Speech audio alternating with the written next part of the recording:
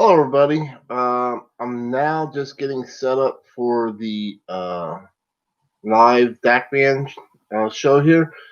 So I'm gonna go ahead and wait till maybe get some more people on here or somebody on here, and we'll go from there. So looks like there is somebody watching. All right, so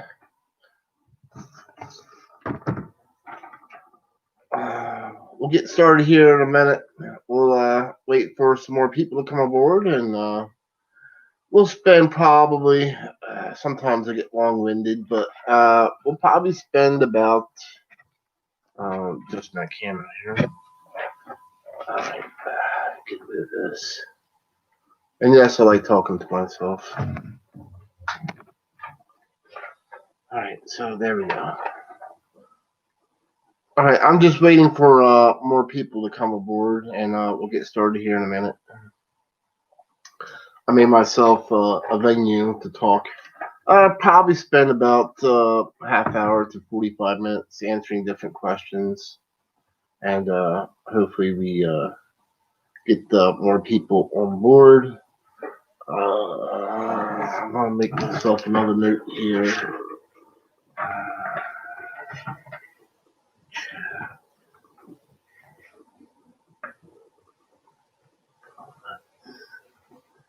Just give me a couple minutes here. I'm waiting for more people to come aboard.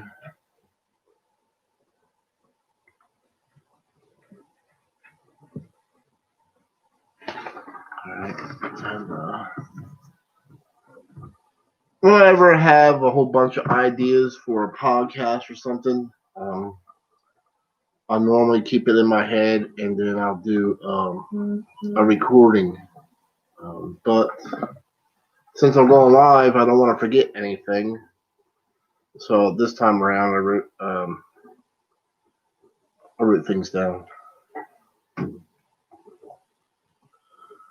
All right, so we're just about 2 minutes into this, so let's get the show rolling.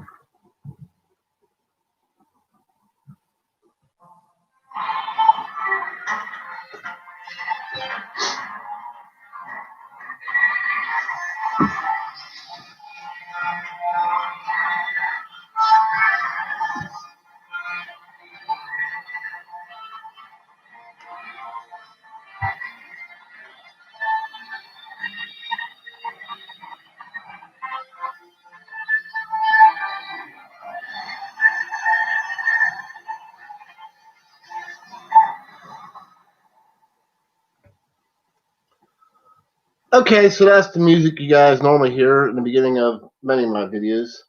So this is going to be a Dakman question and answer podcast live show. That's what this is going to be, and hopefully we'll have some more people join us. I decided to do this on a weeknight because there's a lot of podcasts and live shows going on a weekend, and I was actually involved in one. And before we get started, I'd like to talk a little bit about that.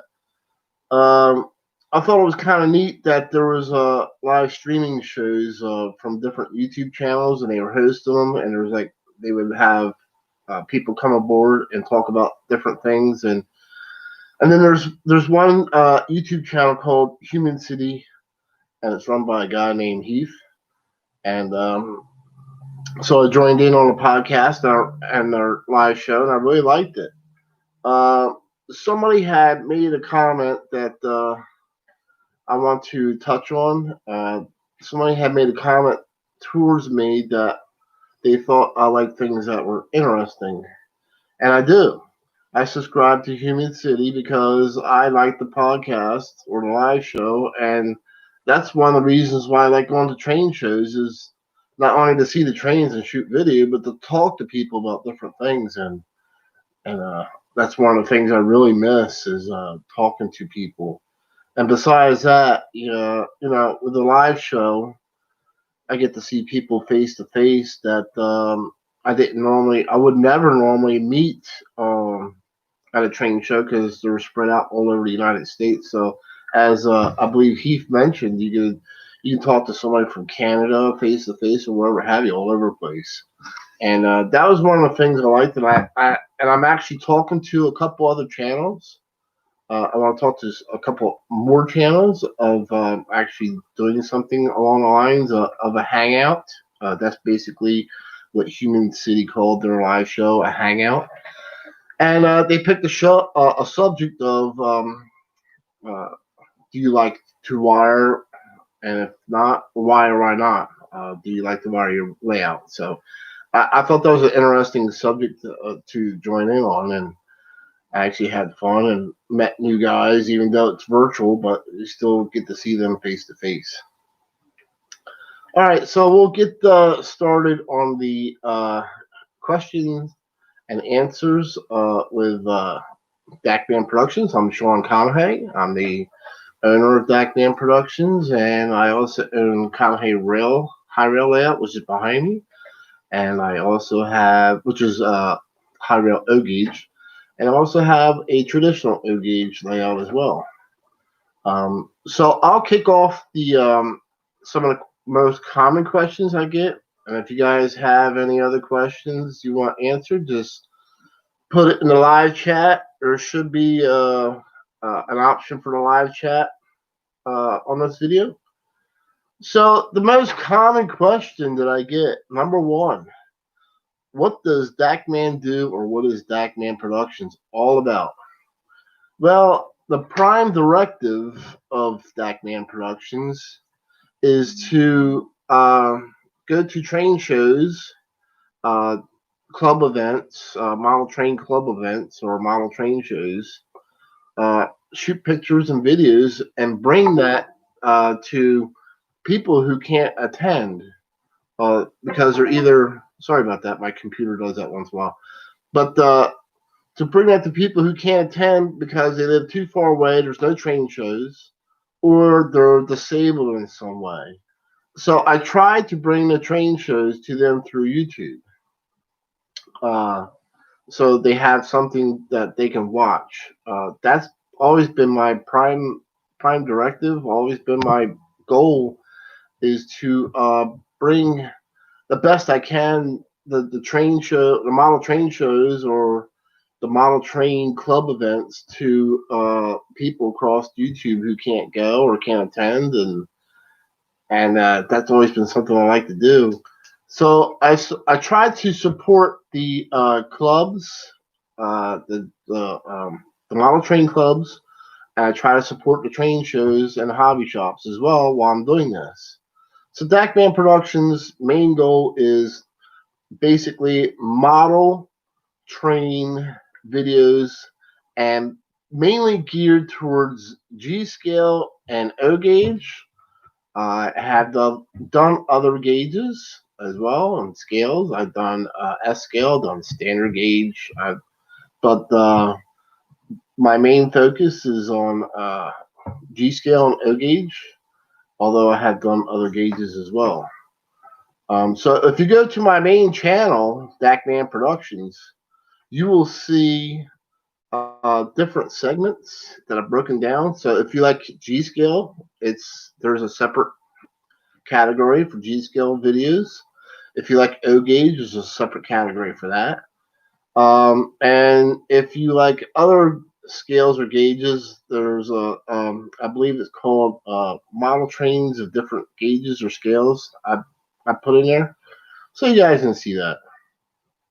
And so that's what Dakman is all about: is bringing the model train hobby to people who can't normally attend. And I've been doing that since I started that on YouTube in 2010. And I laugh because when I first started, I wasn't very good at it. I'm not gonna lie. I was shooting video with a Kodak camera that might have been maybe 4 megapixel, and the video was very horrible. But I uploaded it anyway and got into doing different videos and stuff. And oh yeah, we'll get to that, Randy. What does Dakman mean? That's going to be the next question. That's going to be the next one. So and uh, by 2011, I started getting better. So I got a used camcorder, and then a retired videographer showed me some tricks. And then 2012, I went high definition and went on from there. So mainly, I've done garden train shows. I've done garden train show tours. I've done O gauge. I've done, like I said, I've done quite a bit. But let's answer Randy Jacobs' question.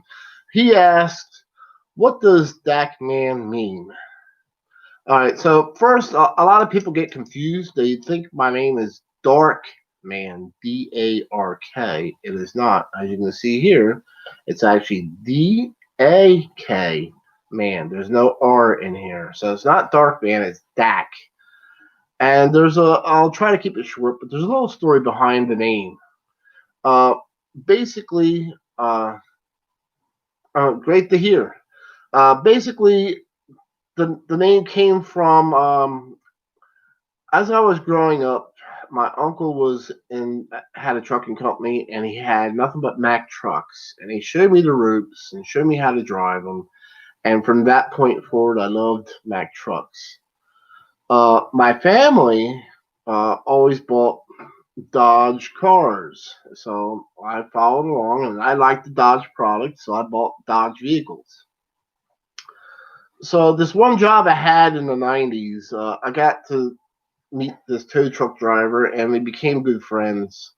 And he would always hang out at lunchtime, and we would talk, and I would always talk about the the day how I was impressed with these Mack trucks, and I loved working with my uncle, and I always bought Dodge cars. And then one day he comes into the door and he waves at me and says, "Hey, Dak man, how's it going?" I'm like, "Dak man?" He goes, "Yeah, you like Dodge cars and Mack trucks, Dak man." I'm like, huh, "That's pretty perfect," and I liked it. And the name stuck later on because I actually got into Dodge Dakotas. I was buying Dodge Dakotas there for a while. I liked the trucks, and so Dakman pretty much stuck during those years as well. The first three letters of Dakota is DAK, so it was like a perfect name to keep going, perfect nickname. So it's something I always kept, the Dakman name. And we have a comment now. Hopefully, I don't wreck your name. I'll just say your first name, Pudge. I appreciate the train show videos. I'm just getting back up into the hobby and can't wait to get a layout going. Yeah, I mean, let me give you guys a little bit of advice on that real quick. You don't have to create a big, huge layout all at one shot. If you go back into Dakman Productions and look under Conrail, because I do have a separate category for that, and go back to my first video, which was in 2015, all I had was a 4x8 L-shaped layout, and I was running a 1988 Lionel limited Conrail train set on that, or I think it was 86 actually. But and the year before that, in 2014, it was actually on the floor. So it takes a lot of planning and stuff to do something. Me, I didn't plan anything. I just did it on a whim, on a on a vision, and I was adding. Then you tear apart and you change things, and so. Great story, just a curious guy. Yeah, no problem. That's what this video is all about. It's question and answers. So that was actually my second thing on there. Randy had already beat me to the punch. The third thing that people are asking me is why are comments sometimes not available on my videos? It depends on what type of video it is. Unfortunately, everybody's probably heard about it by now, but if you haven't, I'll just lightly talk on it. But there's a whole different discussion on that, whole bunch of discussions on YouTube about it. But YouTube got in trouble with COPPA, which is basically a child protection service for invading privacy on kids and gathering information, and they got heavily fined. So now, if you make a video, you have to either mark it as made for kids or not made for kids. There's no in between. And the guidelines that they have on that, which is actually regulated by the FCC. So now you got another yet conglomeration governing that you have to listen to. It's very gray. There is nothing that's defined. There is nothing definitive. There is no clear cut to what. Okay, yeah, this is kids. This is not kids, and so this is what you do if you're making this type of video. Now, model trains for the most part. If you pick up a Lionel box behind me, one of these boxes back there, on there it says for ages 14 and up, and that's because according to the government, kids that are or any person who's 14 and up are not a kid. A kid is considered under the age of 14. So if I'm doing a podcast like this, or a how-to video, or a discussion, or if I'm doing a review, those type of videos will be not made for kids because a kid's not going to build or buy anything. But if I'm running, let's say like a couple weeks ago, I ran my auto rack train. Um, I'm going to mark that video as made for kids because I made a promise originally years ago that I would always have my videos. My YouTube would be a safe place for kids to see the trains. And let's face it, sorry about that. Let's face it, the kids are our future generations. So if I have to abide by those rules, then that's what I'll have to do to keep that promise. But just keep in mind that some videos will have comments that you'll be able to comment on. And if I'm running a train, then and even the train show videos are going to be all geared towards kids. And that was a promise I made years ago, that this channel will be kid friendly, and it would also promote the hobby to them, to hopefully that they would pick up. So I'm hoping that you guys understand that, yeah, some of my videos you can comment on and some you can't. Now, I do want to mention that Dakman Productions does have a Facebook page. So I will post the video that I made there as well. So if you want to make a comment, by all means, come over to Facebook and make a comment there. Hey, Vincent, how's it going? And so let me read off another live chat here. Randy Jacobs says, I was a certified diesel mechanic myself, got away and went to industrial manufacturing machinery. I love the sound of the 671 two-strokes. Oh, yeah. Yeah, so did I. 671s. I was actually certified on the 871s as well back in the day. I just love the Detroits, and of course the Detroit 60 series took that over. But that's what for those who don't know, I am a diesel tech by trade. I've been into the industry for 32 years. I'm actually Master Volvo certified and Cummins certified. I'm a New Jersey emissions inspector. So this is just a fun thing for me to do and to get away from the headaches working on trucks, because the way they got these trucks now set up with emissions and the wiring, it's almost like working on a car anymore. It's horrible. But anyway, we'll move on. All right, so another question I got asked is, how did I choose the red and black colors for my logo? So going back to the Dodge Dakotas I was buying, I bought the very first year Dodge Dakota RT when it came out with the 5.9 liter, and the only one that wasn't sold was a black one, and it had red lettering on it, and I thought that thing looked sharp. I loved it, but a lot of people overlooked it because it was a black color. But I instantly fell in love with the black and red colors on that truck. It just went together perfect. And the next year, when it came out with the Dodge Dakota RT, it went to black and silver. So that was like the only year they made the black and red colors. So from that point, I always liked the black and red combination. And my toolbox that I have now at work, I bought like 3 or 4 years ago, maybe longer. But I actually had it custom built by Conrail Tools, and it is black with red trim on it.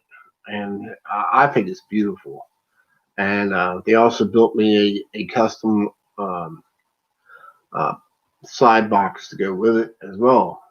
So that's where the black and the red comes in from. So as you can see, there are certain things that inspire me to for certain decisions that I make.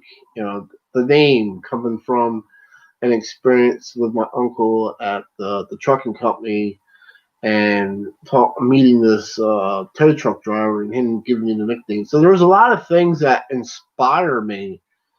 So I'm easily inspired. I get inspiration by either talking to people or meeting people or seeing things or doing things or visiting places. So a lot of the choices I make are just not off the whim. It's actually an event that actually inspired me. And thank you for the thumbs up, whoever gave me the thumbs up. Uh, and if you're new to this channel, please subscribe. I'm trying to put out content for you guys every week, even though the train shows have been shut down since February. But we'll talk about that here in a minute. So the next question, um, my music choice, my intro, which you guys have heard. So when people find out that I like 80s hairband metal music, the first question that comes to their mind is, why did you choose that music for your intro? Because one of my favorite bands is Iron Maiden. So I just always liked the hairbands, metal hairbands of the 80s. So their question was, why are you choosing this music? So you have to understand, when I first started Dakman Productions, I was in the Gscale in 2010. I started off in Gscale in 2000, but then I jumped on YouTube around 2010. So it was like 10 years before I decided to do the YouTube thing after being in the Gscale hobby. Uh, Basically, at the time I was in the Gscale, and when I started out in 2000, most of the people that were in Gscale were retired people or people who were in their 60s and older.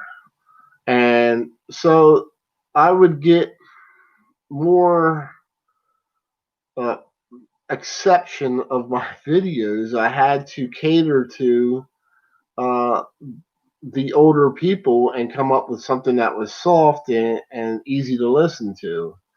And that was the music that I originally chose because, uh, uh, back then a 60-year-old or 65-year-old is not going to, play a heavy metal intro video. So that's why I chose the music that I did. And as I went along, more people or younger people, generations, started getting into Gscale. And basically, by the time when time went on, it was already, Dakman Productions. When you hear that, and when you hear that music, you already know.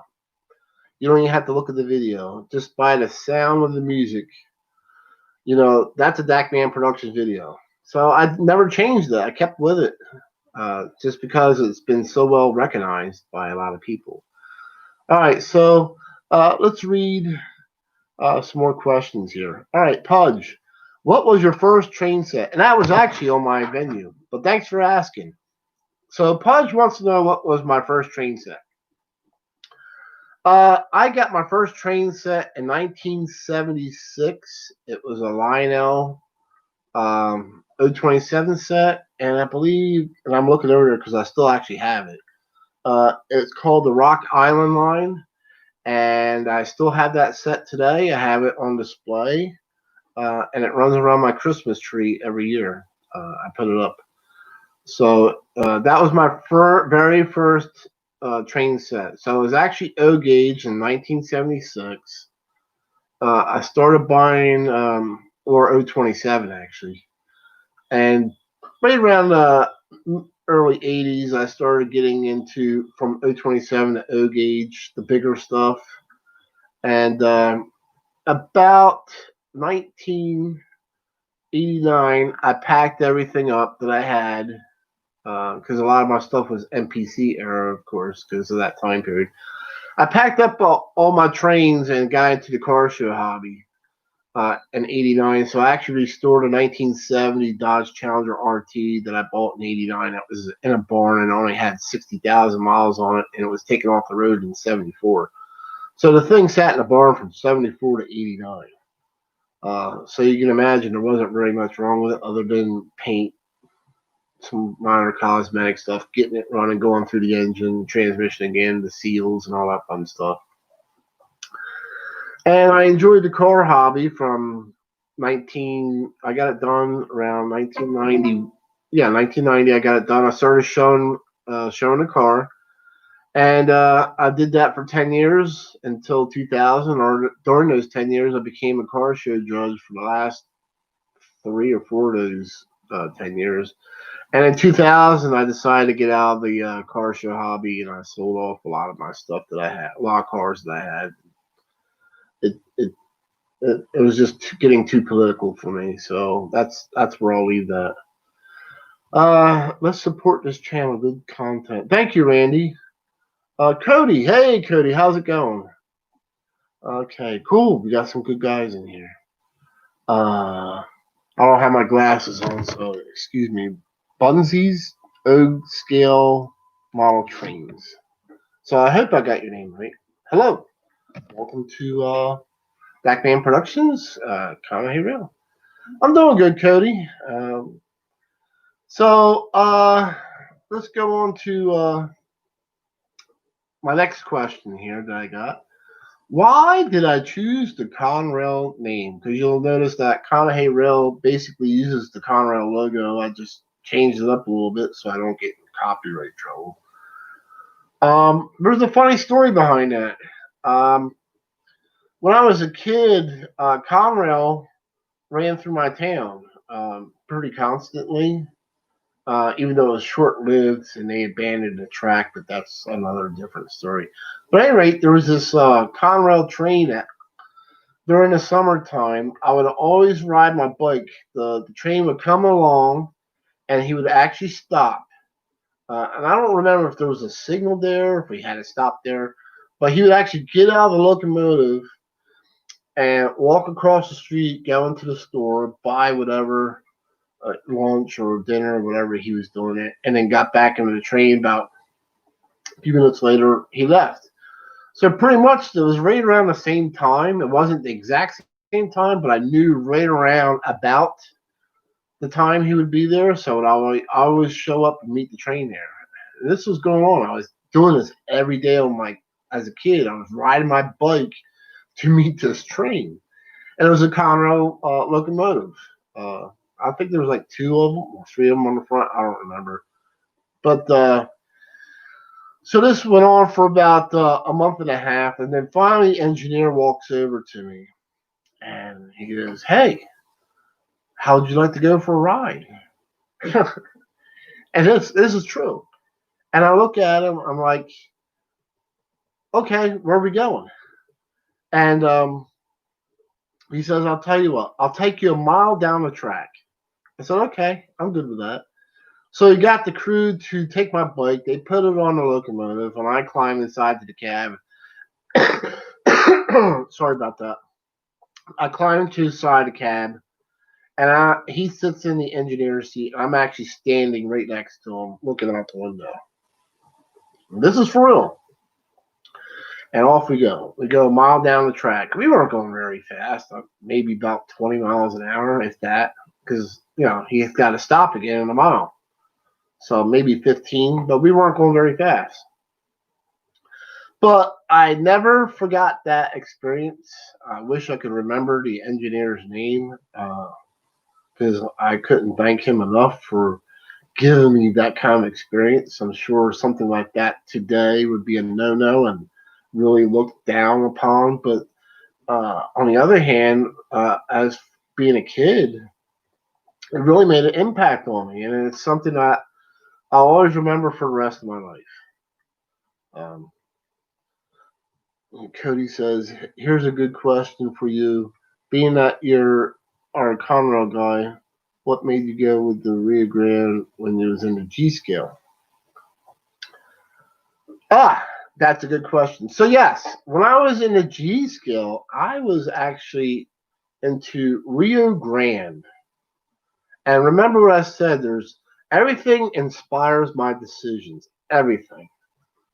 So going back to the Dodge product line, into the 70s, I had a 70 Challenger. And the Dodge Challenger RT, the Charger RT, the RT cars belong to a performance group of Dodge called the Scat Pack. And he actually used a Bumblebee logo with a helmet on it. And that was their Scat Pack logo. And those decals were only put on the back window of RT car, whether it was a Charger or a Challenger, and it was only on the Dodge lineup. And so I always liked that Bumblebee paint scheme, the black and the yellow. And so I was wanting as the train show or the car shows were dwindling down, I was losing interest. I was watching a show called QVC. Now, I don't know if most of you know what that is, but basically, that was like the Amazon of the early 90s. So you actually turn the TV on, and a show called QVC would show you this product. So, here you go. Here's a pen. It's $5 and it's super. And they would show you the pen and it writes and it's comfy. And if you order it now, we'll throw in a second one. It's $5 and it's item number 2222. You would actually, and they would actually put the phone number across there, and you call them up and say, "Yeah, I want that product number 2222. Send me 5 of them," and they would send it to your house. So that's how it worked in my day. We didn't have websites to order from back then. Yeah, I'm kind of ancient. So when QVC showed a Bachmann Rio Grande um, train set, it was a 280, if I remember right, or 260 steam locomotive, but it was in the black and yellow colors, and it was Rio Grande, and I liked it, and I bought it, and that was in 1999. And so I ran that to make sure that I was going to like Gscale, and and it was actually above. I had an overhead layout that it ran on in this basement. It was actually above me. So I liked it so much, I went ahead and dove into Gscale altogether, even though I originally started out in O gauge as a kid. And a reason for well, I won't jump off the subject too much, but so from that point forward, I always started buying Rio Grande stuff because I like the colors of that particular locomotive. So as things came out, I was buying Rio Grande stuff. So I hope that answers your questions on that. So what made me go into Gscale when I was originally an O gauge guy? So I'll answer that because I know that's you guys are wondering about that. There was a hobby shop called Ted's Engine House here in Jersey. It was like about a 45-minute hike, and I've never been there before, so during the last years of my O gauge, before I packed it all up, I visited this hobby shop, and they had a door that, or a wall divided the hobby shop, but there was a door there. And I'm like, what's behind this door? He goes, well, there's some LGB stuff in there. I'm like, I've never heard of LGB because I was an O gauge guy. I'm like, what's LGB? He goes, Gscale. I said, what's Gscale? I never heard of it. And so he says, okay, I'll open up the door and show you around, but you can't touch anything. I said, okay, no problem. I won't touch something. So he opens up the door, and he's showing me all these LGB G-scale train cars and engines and stuff. And then to get in that room, it was by appointment only. And I'm looking at this stuff. I'm like, wow. And this was like in 1987, 1986, somewhere around there. Yeah, 87, 86, 88. And I'm looking at this stuff, and I was just amazed by the size of it. And I thought to myself, one of these days I'm going to have G-Scale. But hopefully they'll have American stuff, because I believe at the time everything was European.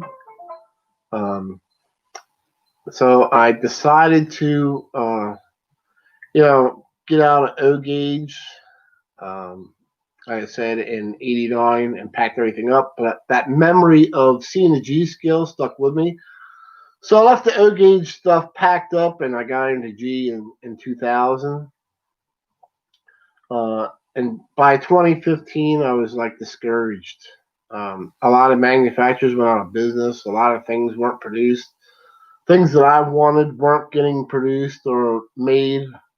And there was just so much more choices to be had in O gauge. So in 2015, I had a huge sale. It took me a whole year to sell off my G scale because I had so much of it.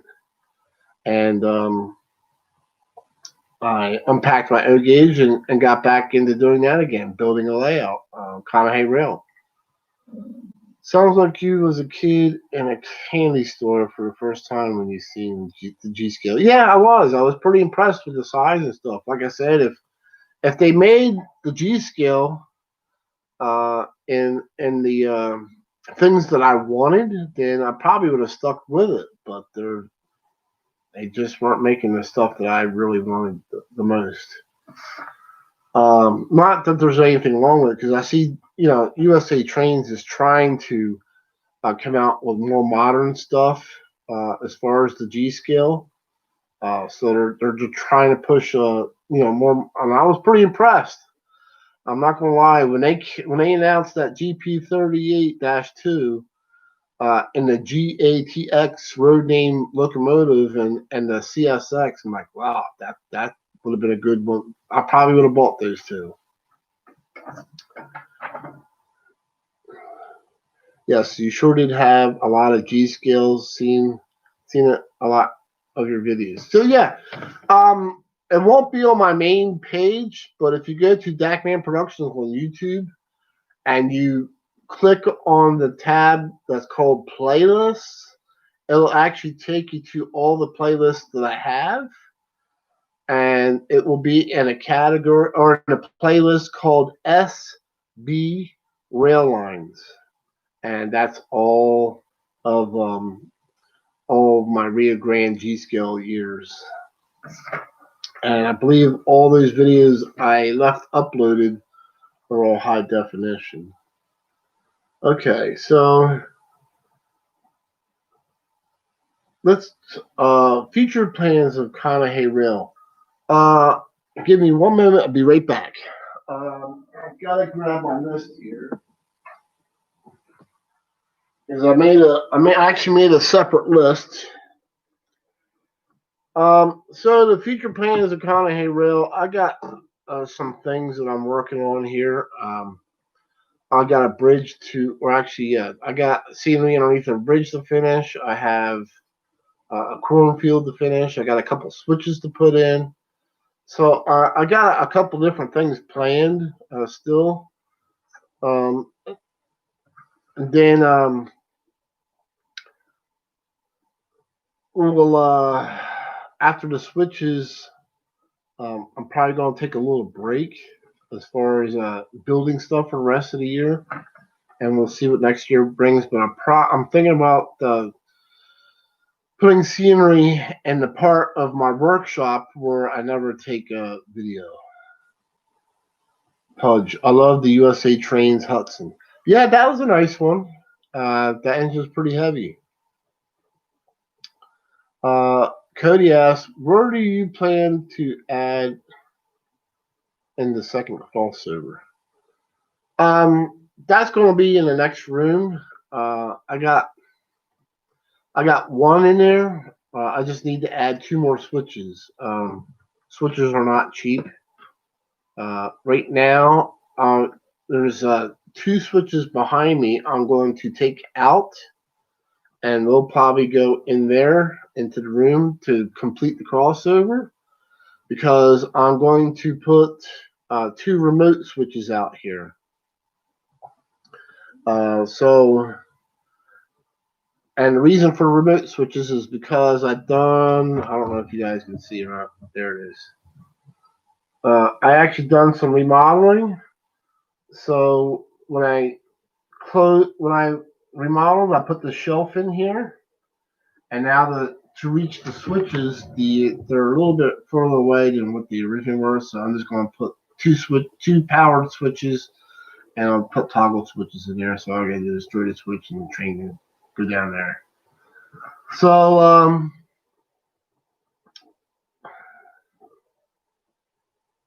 okay. So the next, I'm sorry about this, but I'm looking at don't forget to make my track cleaning card. Yes, yes. With this COVID shutdown, there's still a lot of things that are closed, and so forth and so on. Let's talk about that for a minute. The COVID shutdown. COVID-19. The last train show I went to was in February. And I haven't been to a train show since because they're all been canceled. So far, Greenberg tried to open up a couple of them last month, but the governors shut them down. So I've been trying to keep my channel. So I had to gear my channel a little bit different. I had to change gears. I had to take, because I know you guys love seeing my train show videos and my club open house videos from the model train clubs, but all that's gone. It's been shut down, and so I've been focusing on. I switched gears to focusing on Conrail. Of course, that's my last name. And there's two different layouts. There's Conrail high rail layout, and there's Conrail traditional. So a lot of people get confused, and I guess I confused the hosts on Human City when I was talking about O gauge and high rail and Gscale. And but anyway, O gauge high rail. What is that? That's a good question I get asked. So O gauge high rail is basically three rail. It's all the trains on there are true 148 dimensions, meaning product line like MTH Premier, Lionel Standard O, Atlas O, which would include the Master Series and the Trainman Series. So nothing is semi-scale. Also on a high rail layout, the profile of the track is higher, although you're running more accurate trains as well. You're trying to run prototypical to the error of the train to the rail cars. So in other words, on a high rail layout, you really wouldn't want to run a Woodside reefer with a SD70 Mac because that really never happens. So you try to run as accurate as possible operations on a high rail layout. And there are clubs that are geared towards high rail. So it's all true operations, it's all prototypical, it's all scale. So that's why Conrail rail is actually considered a high rail layout. I do have also a second layout, which a lot of people don't know. It's a traditional layout, meaning that it's all semi-scale and anything goes. So, and that's a mix of O27 and O. O scale is basically just 2-rail O. Hopefully that answers a lot of questions. Switches are pricey, yes. So I'm going to be making a video. So stay tuned if you guys are wanting to use Gargray's track. A lot of people using fast track because they can buy whatever sections they need or want, and basically they don't have to do any cutting. When you buy Gargray's track, you're buying a track that's 37 inches in length. If you want certain lengths that are shorter or whatever, you got to take out your Dremel tool and you cut it. So you got to be a little bit of a craftsman to build a railroad or model railroad, O-gauge railroad with Gargray's. Gargray's does sell curved track that's already either 072, 080, 054, etc. The number one choice of switches is from a company called Ross Switches, but they're super, super expensive. I can buy 2 Gargray switches almost for the price of 1 Ross switch. I'm not knocking the quality of Ross, but I will say I have been pretty successful so far using Gargray switches, certain ones. My first Gargray switch was 042. I'll never forget it. That was a huge failure. Unfortunately, they don't have pins on all 3 rails, so if it's on an uneven layout, the train will derail. The next switch I tried to use was 054, and the trains would just jump right over it. So I gave Gargray's one more chance, and I picked out a switch that's O-100. It's almost like a number 6 switch, but it's shorter, so it doesn't take up as much real estate. And that has been the most successful Gargray switch that I've used. The problem with Gargray switches is they're not powered. They don't flow electricity. So one of my planned videos is to show you guys how to wire up Gargray's switches onto a layout with Gargray's track. I've helped out a couple people already on how to do this. I see guys saying they're trying to solder wires to the track and stuff. No, you don't want to do that. You don't want to solder wires to the track. You don't want to solder wires to your switches.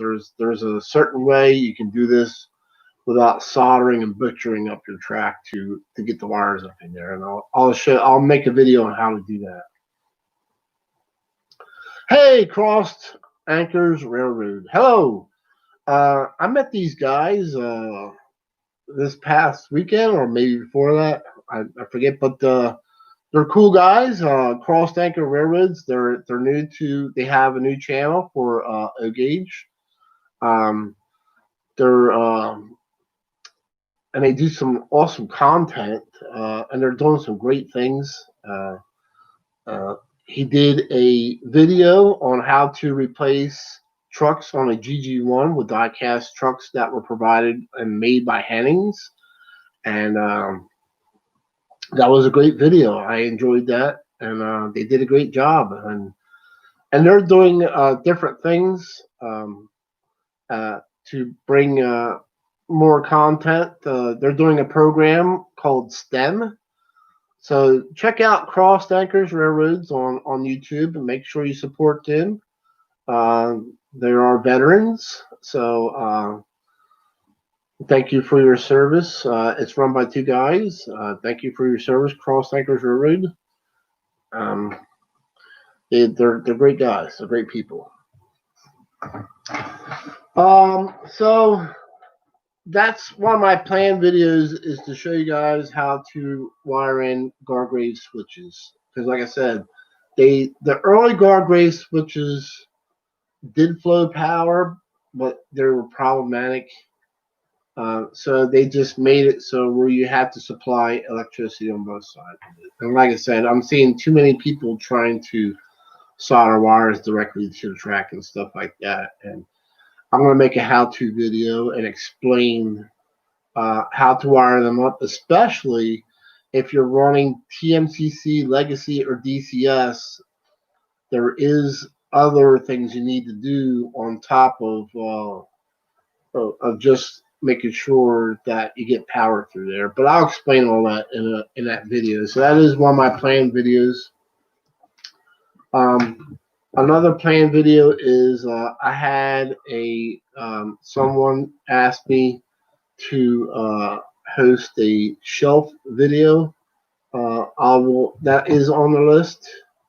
Also, another requested video is somebody asked me to do um, emergency stop sequences on the Lionel locomotives. That is a planned video. So what I'm going to do is I'm going to take a couple, probably like 3 or 4 different locomotives, because I have all Lionel Legacy. And for those who don't know, Lionel Legacy has an emergency stop sequence. So you hit a certain button on your remote control, and it actually throws the train into an emergency stop. And you hear the squealing of the brakes, and the engineers are screaming or yelling on the radio, "Hey, we have to stop!" And at the end, after the train stops, "Oh, we're all okay." And so I think that's going to be a pretty exciting video. So that is one of my planned videos. And also, I've done my first unboxing video, and I didn't realize it until after the fact, after I posted it. But I was so excited to get the boxes, get my Conrail Coke hoppers. I was so excited to get them. But at the end of the video, I got a couple messages. They're like, "Hey, you didn't run them after you open up the boxes. You're supposed to run your trains after you unbox them." I'm like, "Oops." You're right. So I will be coming out with a short video on the Conrail Coke hoppers actually running, but I did not include that in my unboxing video. I was just too excited and I wanted to just to run them. So yes, the cross linkers railroads are Navy guys, and they're pretty cool.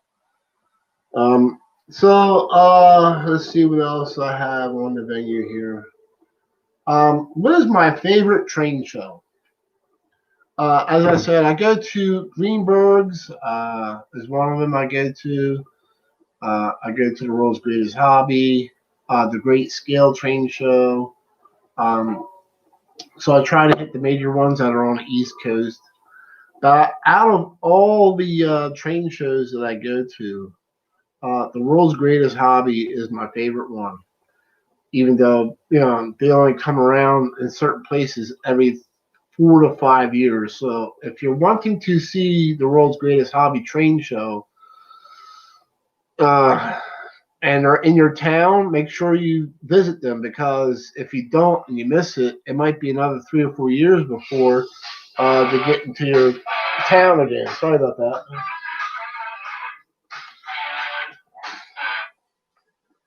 And so, but it might be 3 or 4 more years before they come around to your town. So if the World's Greatest Hobby shows up in your town, make sure you go. It's a show you don't want to miss. And the reason why that's my favorite train show is because that's where you get to meet the manufacturers. I got to meet Lionel, MTH, the guys from ASO. There was another one called. I actually did a video for a company called MNP, which stands for Many New Products. At the World's Greatest Hobby, I did it right then and there. They wanted me to do a video for them, and that was to showcase their track cleaning car, which they offer in Gscale, O gauge, and I think HO as well. And what it is they have motors on them, and they have these little wheels, and the wheels spin, and they clean the track as the car goes along. It's a great product. A little bit expensive, but I seen it in action, and you can see it on Dakman Productions. Uh, it is still up on my channel. Yeah, that's Back in Black. That's my ringtone. Heyo, O gauge and N scale railroad. Hello. Did you wire your whole set or just move the controls? Ah, okay. So Andy has a question. He's asking, did you wire your whole set or just where you moved the controls? All right. So what I did when I moved, and I'll move this around so you guys can see. So over there is my new control panel that I just put in 2 weeks ago, and you'll see a video of it. But originally it was down here. But when I made this swing bridge, and if there was a derailment, I had to either open the swing bridge or jump over to reset the breakers every time, and it got to be a real pain. So I decided to move everything over here. When I did, I decided to up the size of my feeders. Being a diesel tech, I'm a little insane. I go overboard, but that's how I was taught. But anyway, I had 20 gauge feeders. Notice had. And I decided to rip it out and go to the 16 gauge feeders. And for those of you who are not familiar with wiring, the higher the number, the smaller the wire and the less strands that are inside of the wire. So that means less current and amps that it can carry. The lower the number, the bigger the wire and more strands it has, and the more current that it can carry. So basically, 16 gauge wire is 2 gauges bigger than 20. So yeah, I'll have more than enough power or more than enough capabilities to run whatever I want on Conrail now. I'm using the Lionel 180 watt bricks because I'm using a legacy 990 control system, which I really love, and I highly recommend it if you're running Lionel legacy or even TMCC. You just don't get the same results from using a Cab 1 or a Cab 1L on Lionel legacy locomotives. You just don't have the same, you can't get the same features, and you can't do the same things. So you can do a lot more with the Lionel legacy 990 control system.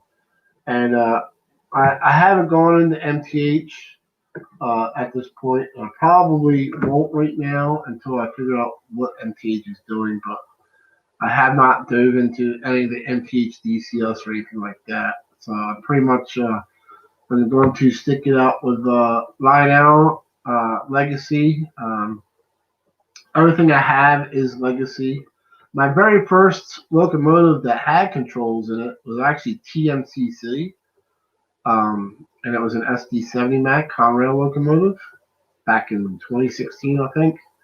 And I wanted to feel it out to see if I would like the controls over the conventional running. And I fell in love with the controls, but since it was TMCC, it was very limited to what you could do with it, and it didn't have cruise control in it, so I was constantly moving the speed button to keep it going because that particular unit didn't have cruise in it. So my very first Lionel Legacy locomotive was the Conrail GP30, and after that I was totally all into Lionel Legacy. I liked the way it ran, the way it worked. I liked so. After that, when Lionel came out with a legacy version of the SD70 Mac, I ended up selling my TMCC version. And right now, so I am all legacy. I don't have any TMCC because I do like the extra features that legacy gives you. Um, and not that there's anything wrong with MTH. I've seen MTH has some nice CAD chatter. I think that MTH has better CAD chatter than Lionel.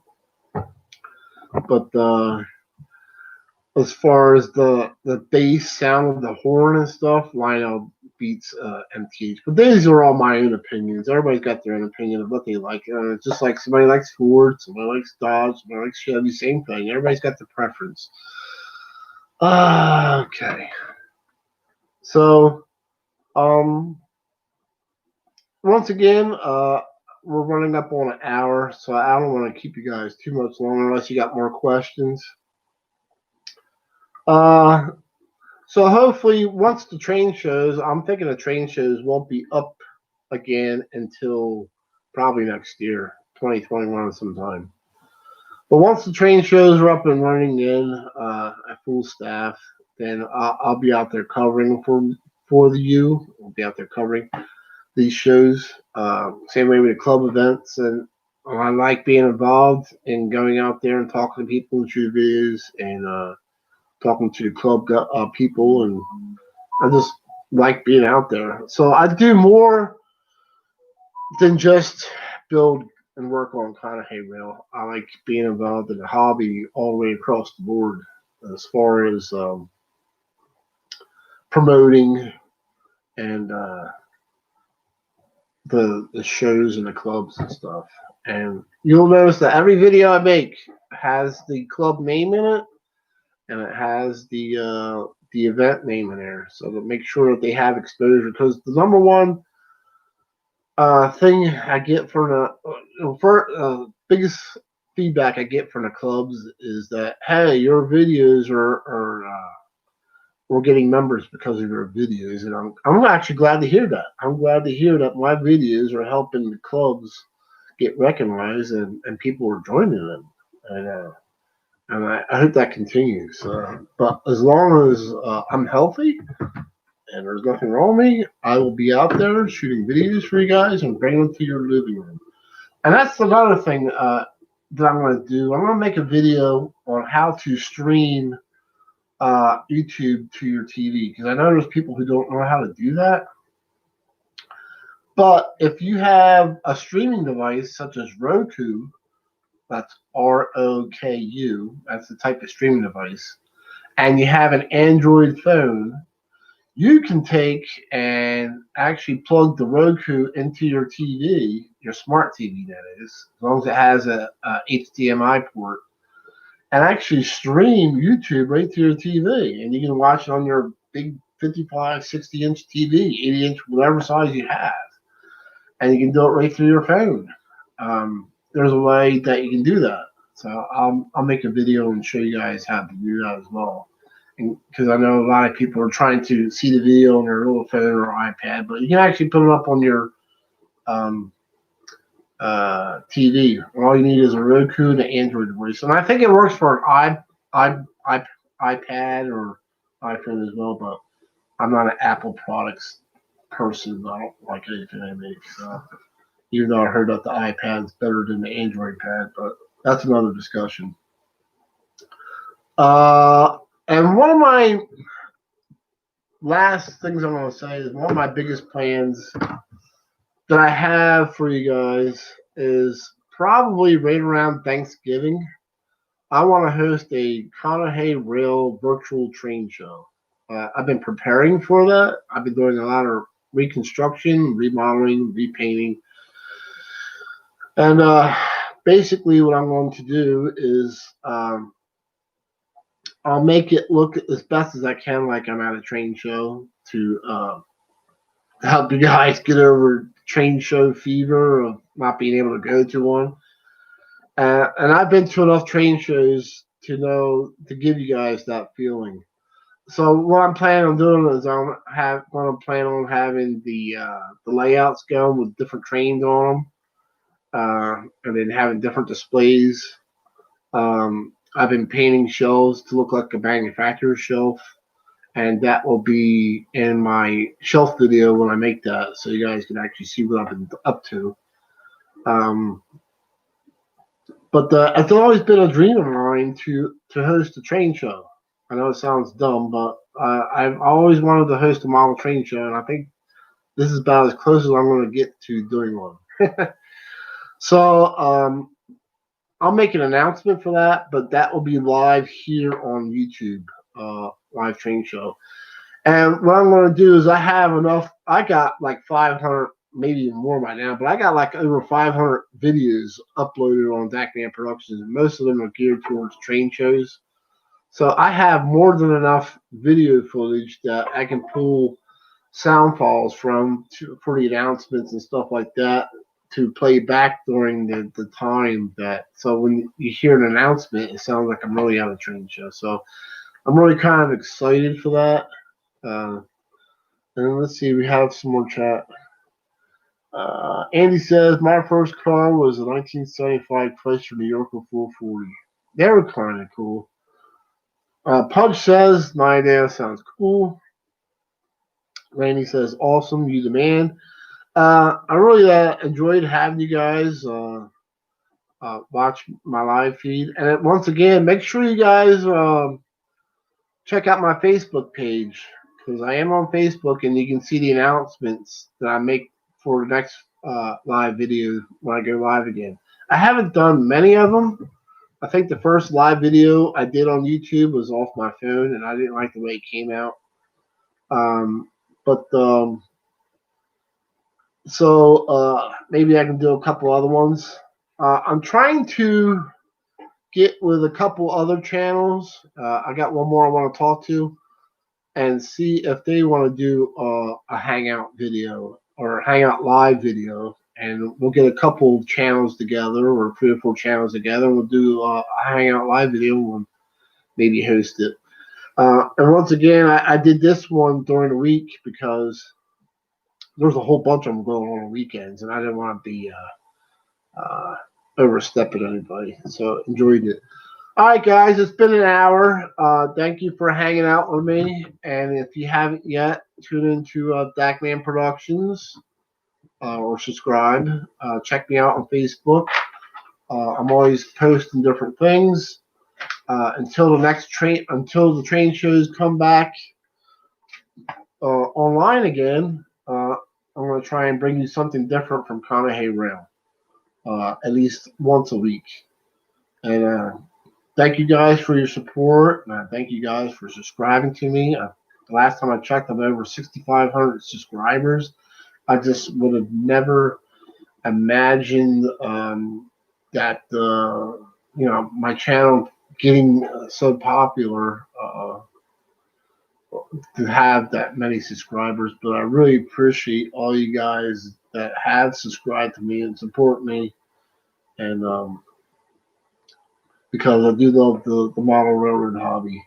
And Poach says, thanks for having us. Thank you. And once again, I'll catch you guys later. Check me out on Facebook, and if I go live again, I'll make an announcement there.